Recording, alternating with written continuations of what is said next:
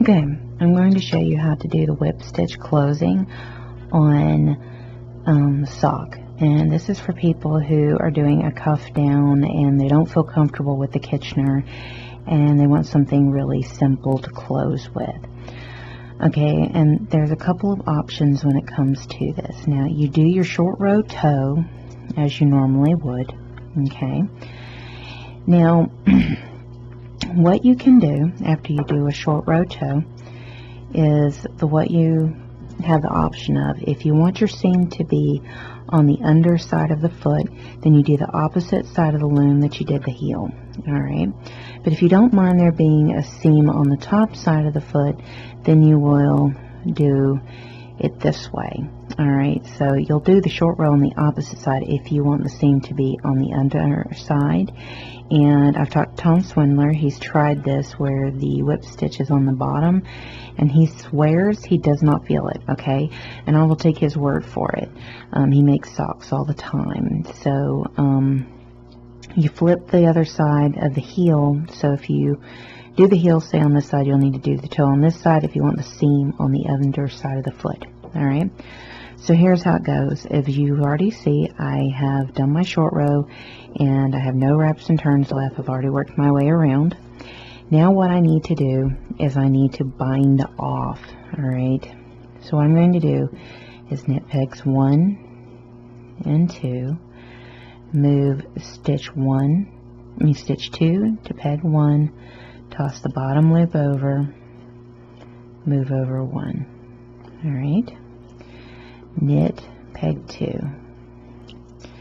move that stitch over to peg 1, toss the bottom loop over, and move over. You want to do this all the way around. Alright, so go ahead and pause the video and bind off all the way around, and then I will show you how to sew up your toe. Alright, so you do your bind off and I'll show you how to sew up the toe.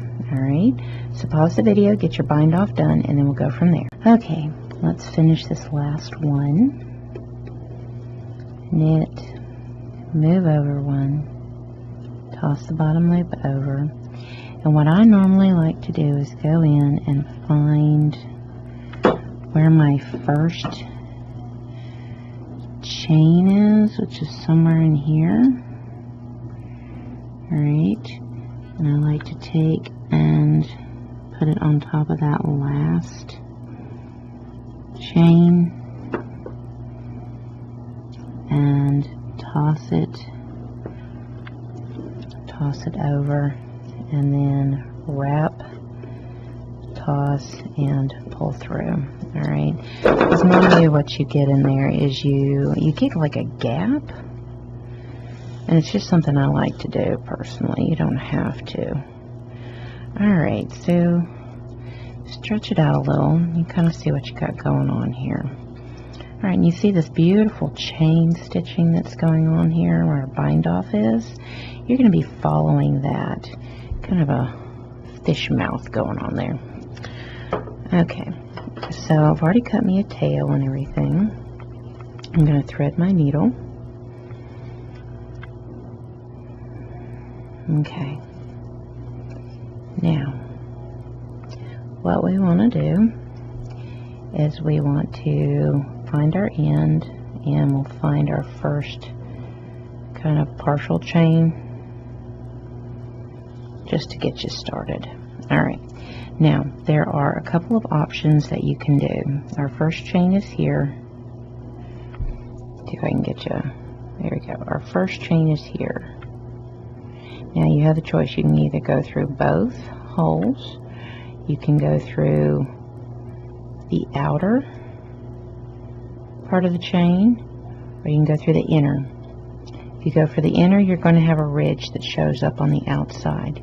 If you go for the outer part of the chain, you will have a smoother.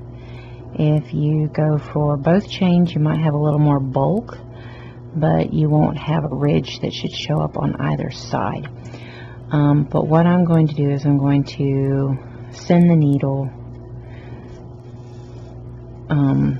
This first chain's a little tight. That's alright. is I'm actually going to send the needle through both, but again, you have the choice. Let's see if I can get that closer so you can see it. There's your next chain. So I can get it in closer. Alright, you're going to send it through there and pull it. Then you're going to come back to the other side. You're going to find your next chain, which is right here. You're going to send it through and pull. Then you're going to come over here and you're going to find your next chain, which is right here.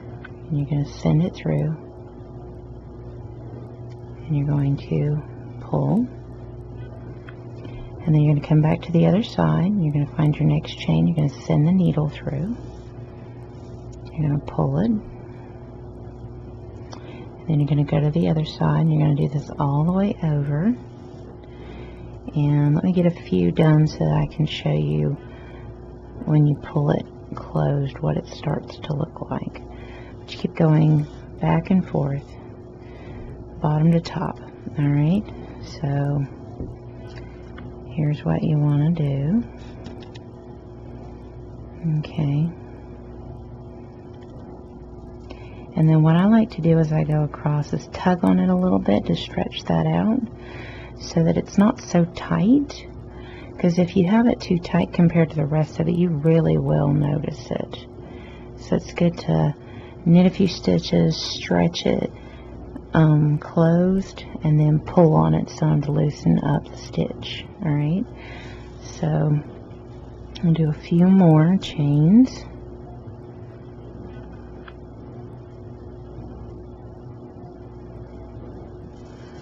Alright,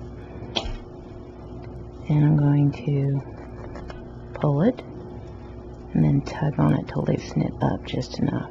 Alright, and as you can see what you're getting right now.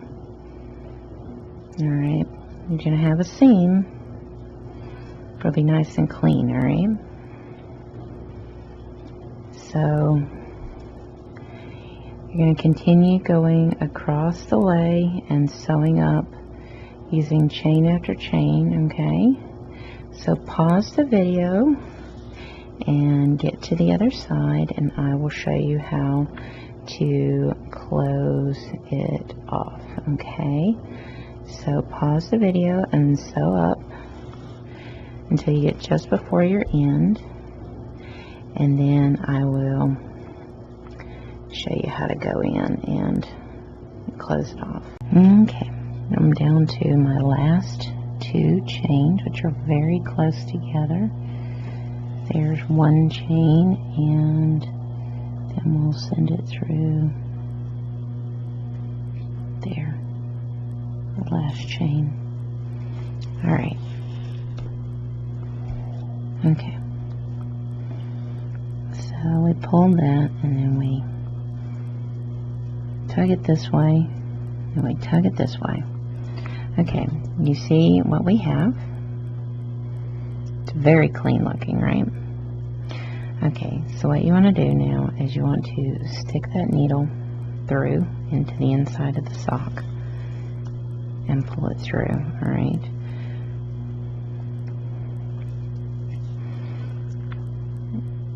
And then you're going to close it off. But as you can see, you will have a visible seam, alright? It is a visible seam, but it can be done very neatly. And this is what it looks like on the inside. Very smooth to do the full chain. Alright, now you have the choice that you can go in and you can say pick up a single stitch and make a knot.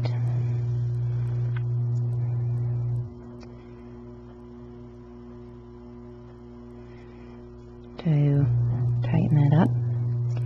And then what you can do is start weaving it in. So you can start to weave it in.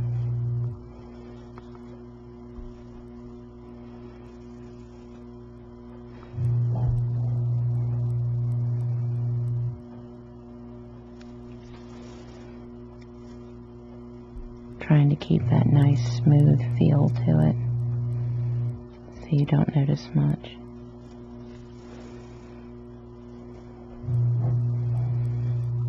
But you go in, you weave it in, and then when you feel like you've woven it in enough and stretched it out and everything, you can snip it and turn it right side out. And that is how you do a whip stitch. Alright? So, and now if you do it on the opposite side, this is what it'll look like on the top side, and this is what it'll look like on the bottom side. And nobody would ever see it, because who really sees the ball of your foot? So that is how you do a whip stitch.